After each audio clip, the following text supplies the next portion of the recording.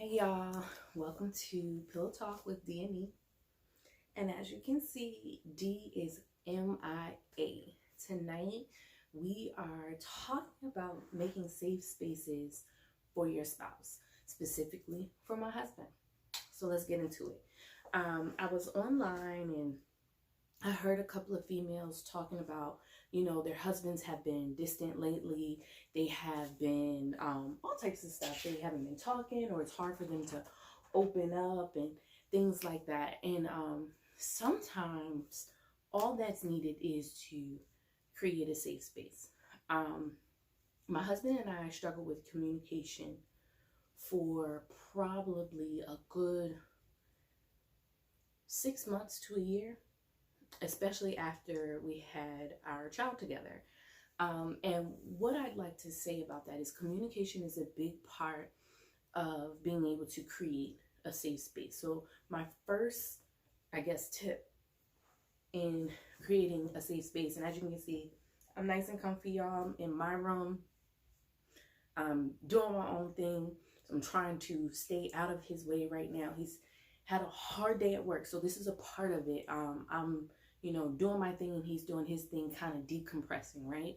And I didn't really need to talk to him much to see that he needed that. But in the beginning, I did, because every time he was silent or he got quiet or distant, I felt like, what did I do wrong? And ladies, I know a lot of you have that same mentality, like, why he not talking? Why he not joking like he usually do? He not flirting with me like he usually flirts with me.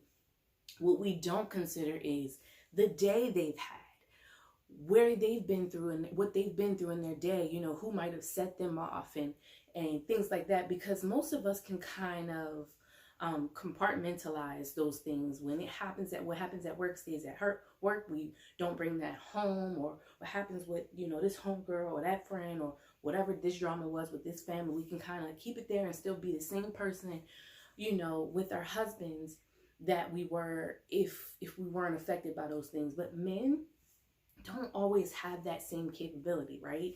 They have this struggle with trying to separate, the woes of this world, especially Black men, and coming home and talking to you. It's just not the same.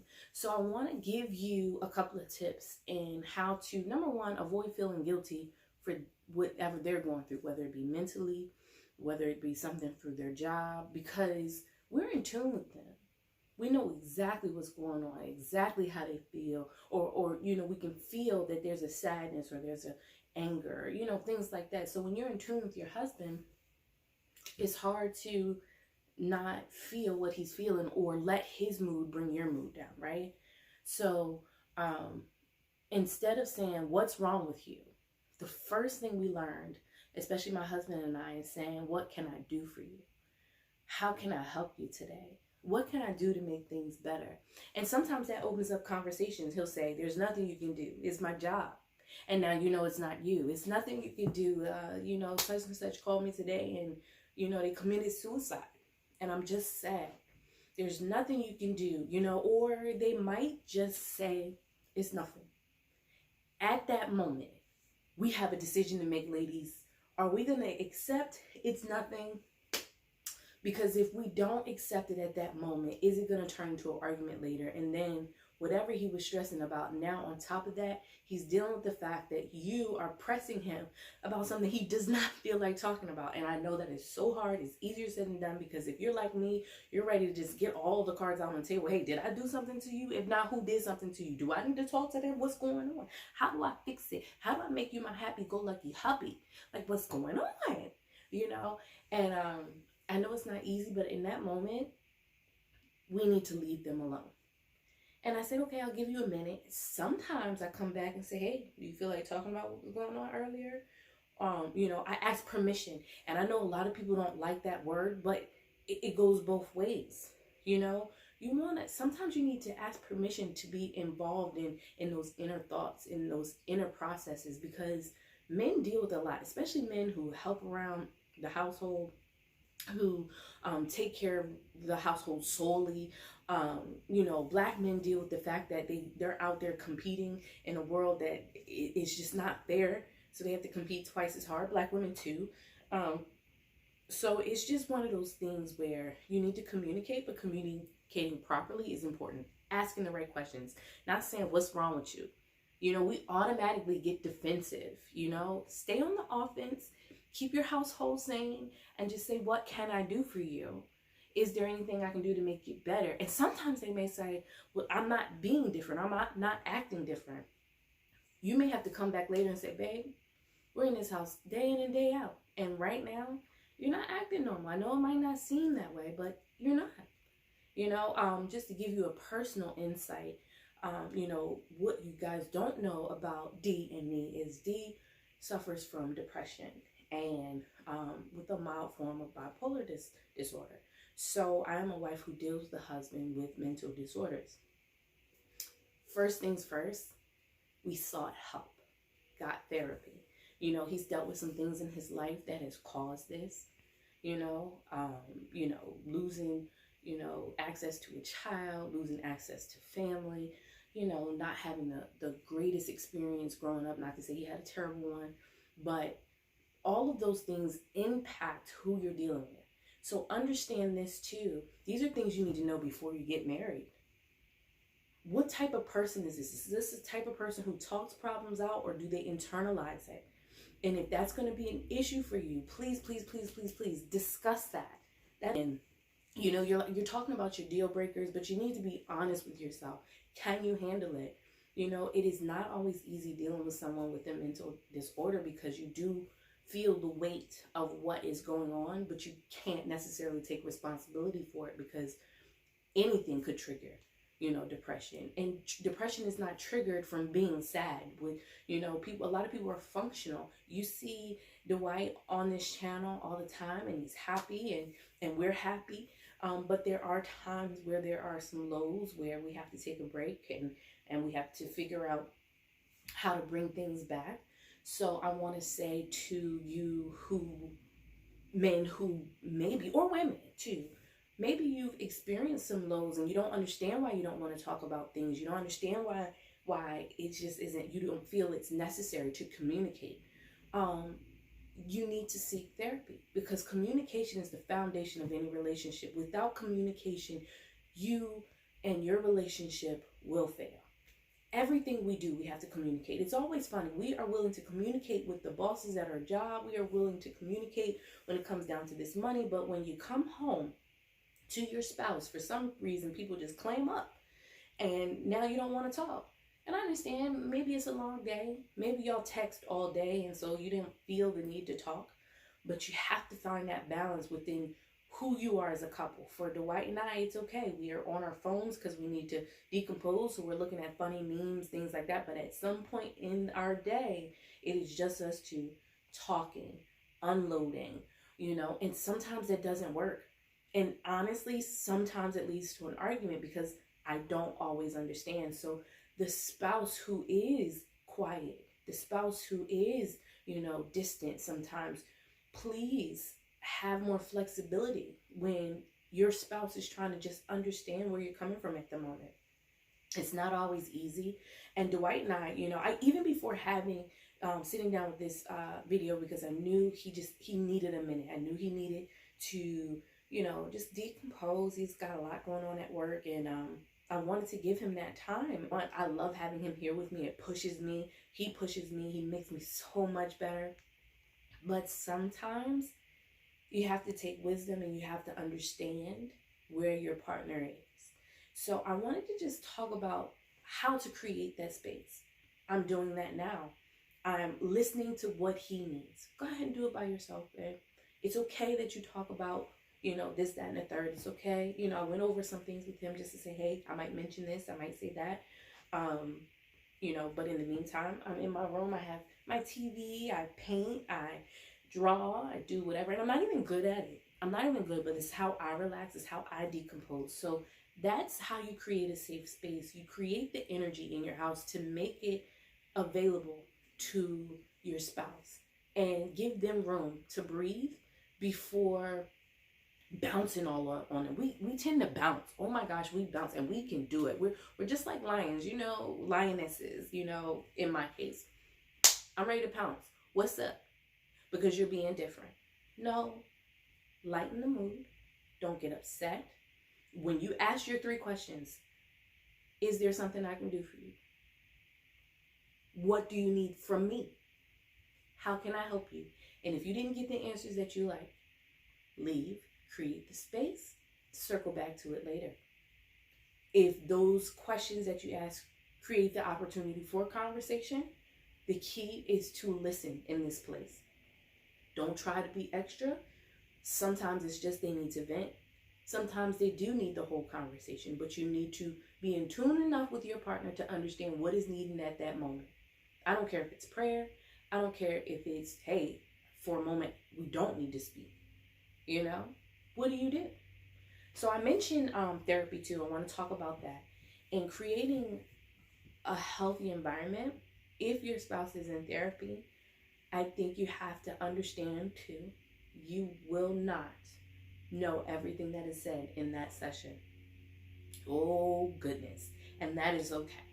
So if your spouse is in therapy, I think it's very important that you don't come when they get home and you say, so what happened? What did you say? Did you talk about me? What happened here? You know, did you break down, or is it working? Now, I think those questions are okay. Is it working? Do you like this therapist? Is this therapist good for you? I think those are questions to ask. If that leads into we talk about ... that's fine. But honestly, a therapist is a very sacred space, and it is just for you. And eventually, if you have good communication, if that foundation is already laid, the right things will come out. But it takes practice to do these to communicate properly. It takes practice. You know, some of us have gone through that whole, oh, I'm crazy first and then I calm down mode. Some of us have gone through the whole, oh, I only say what's necessary. You have to learn how each other talks. In our previous video, I think it's a couple of videos ago, we talked about our love languages. It is important to know how your spouse loves, and it's important to know how they communicate. That's a part of loving, right? And if you know those things, it makes your relationship, I'm trying to tell you, 98% better. And not only that, understanding that it may change. You are not going to be the same person you were at 23, at 33.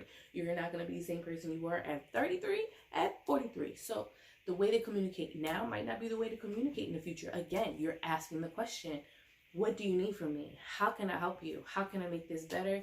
Is there something I can do for you? Whatever the case may be, you're continuously asking those open-ended questions instead of making it sound like what's wrong with you. Especially someone with a mental disorder, you don't want to make it sound like it's something wrong with them. What's wrong with you? They already feel bad enough that they can barely get it out or express how they feel, or maybe they feel guilty for not expressing it at all. So be cautious of how you're, and you know what? This is not just for your spouse. This goes for everybody, because we get on social media and we just blast people. We get on posts, oh, you this and you that. I would never do this. And one of my friends, hey Didi, on her live the other day, and if you are a spouse, a wife in waiting, please join her Facebook group, Conditioning Crowns. Y'all, it's amazing. It's an amazing group. Join it. It's on Facebook. They do have an Instagram page, but it's just memes and stuff. But the Facebook group is very interactive, and it's so helpful to wives. I mean, there's 60-year-olds all the way down to 21-year-olds, and we talk about everything. But she was explaining how, you know, people feel so attacked. You know, social media makes it so easy to judge and say what you would and wouldn't do. But if you have never been in that situation, please learn not to speak on it. And sometimes you can speak on things from wisdom, but again, you know when to use discernment. And I hate to use such a churchy word, but it's true. Try to discern those times when it's appropriate to say things and when it's not. You know, you can't keep having bad behavior, and I mean that like doing things that you know can be upsetting to people or that are very immature, and blaming it on, well, that's just who I am. At some point, we have to fix ourselves. And that goes for men and women alike. If your wife is asking you to communicate more, you need to communicate more. If your husband is saying, babe, I need you to open up a little bit more, you need to do that. It takes that give and take. Okay. I think, oh, nagging. So, nagging, again, so we're talking about creating a safe space. We're talking about creating the opportunity for conversation, creating the opportunity to, for space in general. Nagging. Now, I'm a wife and I like to clean. I like to get myself together. I mean, I like my house to be a certain way. And those who know me know I don't play about my house being clean. You know, I have a business here. I just don't play. So if I say I want the bathrooms done 3 times a week, they need to be done 3 times a week, and the toilets need to be done every day. That is my expectation, right? But again, let's think at the broad spectrum. I may be focused. I zone in on this one thing. This isn't done. This isn't done. But I didn't realize that he came home, he washed the car, he took out the trash, he did homework with the kids, he, he gave me a kiss, asked me how I was doing, and then the only thing I'm thinking about is the fact that he missed that one thing I asked him to do, which was clean the bathroom. Now, it's having the healthy conversation to create that space to communicate. Again, I might be able to circle back and say, "Babe, did you vacate the bathroom later?" Like later, I might be able to do that depending on what's going on. Now, let's say he missed one day. Okay, let's say he missed 3 days. So after the third day, I'm probably gonna be upset and say, "Yo, like I asked you to do this. You said you was gonna help, and you're not helping. Like I got school, I have a business to run. I'm up for promotion at work. I'm trying to do this. I'm trying to do that. I gotta get my daughter's hair. And anybody who knows my daughter know she got hair, and it takes a minute. And maybe I'll do like a YouTube just telling y'all how I take care of my daughter's hair. I'll post a picture of her so you know." My baby's hair is banging. She has her own YouTube too, Kay's Crazy World, where we have a few little natural tutorials on there if you want to visit those. But I'm not playing. Like it's hard, and sometimes I braid on the side. My husband and I are constantly in the hustle. So, the Bible tells us to think on these things. And again, I'm very churchy. You know who the churchy one in this family is me. And the things that are good, that are upright, that give you joy. And sometimes you have to step back from that negativity that you're putting out there, because that could create the distance. He don't want to talk to you because he's scared you're going to bring up the fact that he didn't clean up the bathroom. He's scared you're going to bring up what he did last week. He's scared you're going to bring up what he did last year. If you choose to forgive your spouse for something, you need to know that you have forgiven them. That doesn't need to keep coming up in conversation. We've all been guilty of it. We've all done it. Practice makes perfect. I keep saying it. Communication is made.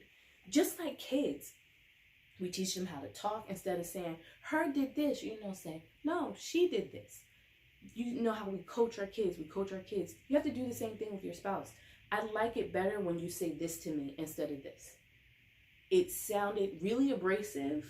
Even if you didn't mean it that way, it came off that way to me. You need to physically say what you don't like, even if it's uncomfortable.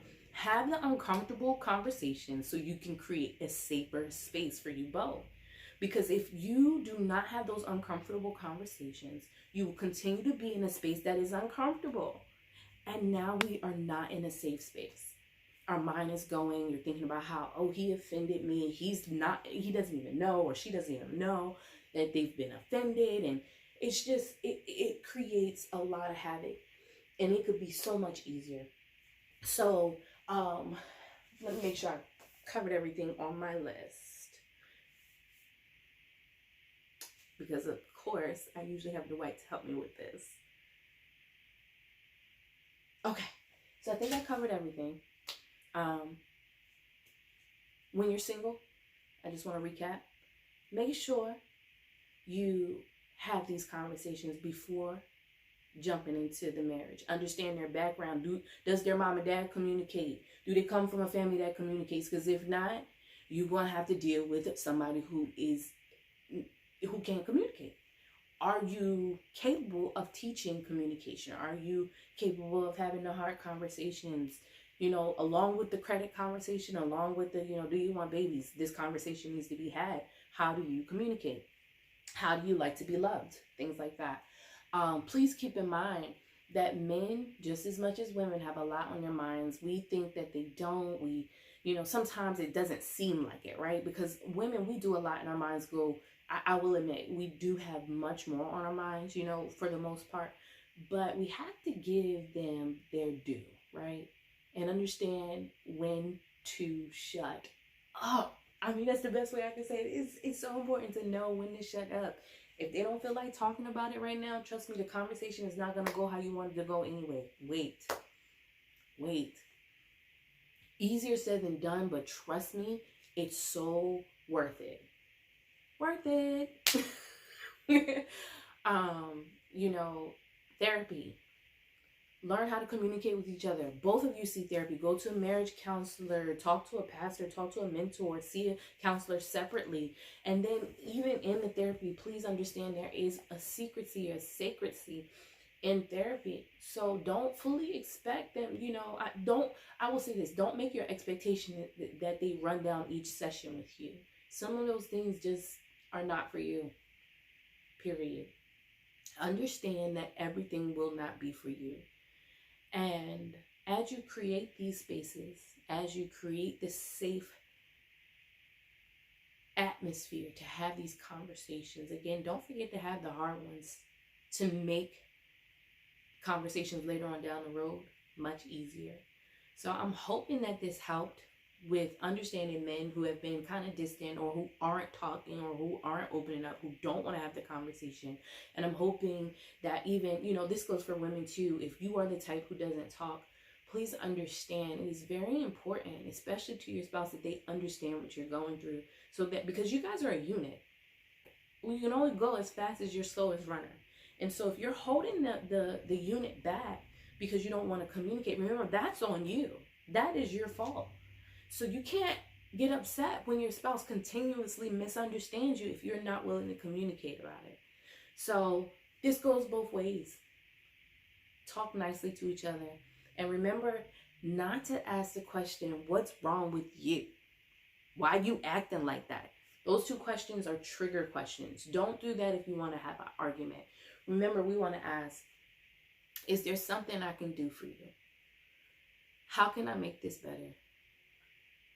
You know, those questions leave it open-ended, where they can answer, again, with, unfortunately, this is not something you can make better. Or, you know what, babe? Thanks for listening to me. Have a listening ear, like I tell my 6-year-old. Listening ears. But I'm all comfy and I'm about to lay down. It's late. I'm just in here. I wanted to do a little video because I didn't want to miss another week. And hopefully next week we can come back with our holiday cultural differences video. We're working on it. It's going to be pretty funny. So y'all enjoy your week. Have safe conversations. Create safe spaces. Love on your people. They are here today and gone tomorrow. Thanks for watching.